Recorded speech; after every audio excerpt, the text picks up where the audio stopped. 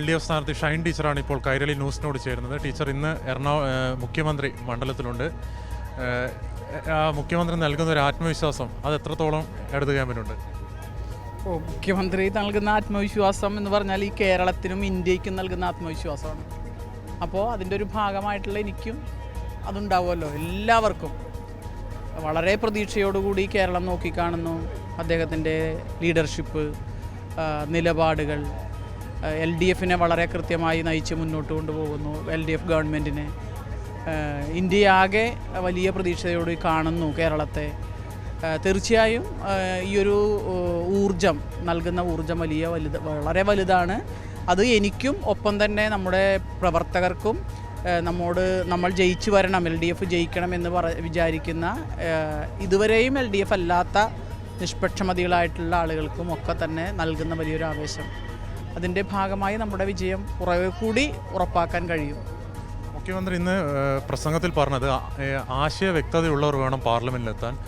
കഴിഞ്ഞ തവണ ജയിച്ചു പോയ UDF MPമാർക്ക് അതില്ലായിരുന്നു. ഷൈൻ ടീച്ചറുടെ പേര് എടുത്തുകൊണ്ട് തന്നെ ടീച്ചർ പറഞ്ഞു ഷൈൻ ടീച്ചർ ആശയ വ്യക്തതയുള്ളൊരു കൂട്ടത്തിലാണ്. അപ്പോൾ ആ വാക്കുകളൊക്കെ എങ്ങനെയാണ്?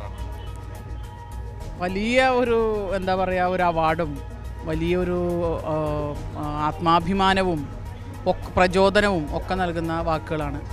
അത് വളരെ ആത്മാർത്ഥമായി അദ്ദേഹം ജനങ്ങളോട് സംവദിക്കുന്നു. അത് നമ്മളെ മുന്നോട്ട് നയിക്കാനായിട്ടുള്ള ഒരു ഊർജ്ജമാണ്.